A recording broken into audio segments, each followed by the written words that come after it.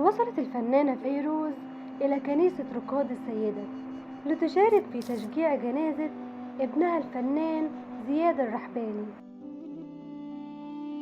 وتودعه الوداع الأخير. والتف محبو زياد الرحباني وفيروز حول سياراتها حيث وصلت مع ابنتها ريما واستقبلوها بالتصفيق.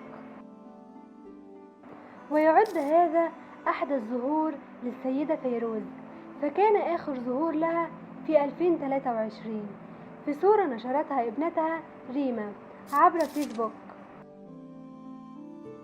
وانتشرت فيديوهات لتجمع جمهور ومحب زياد الرحباني أمام المستشفى منتظرين لحظة خروج الجثمان.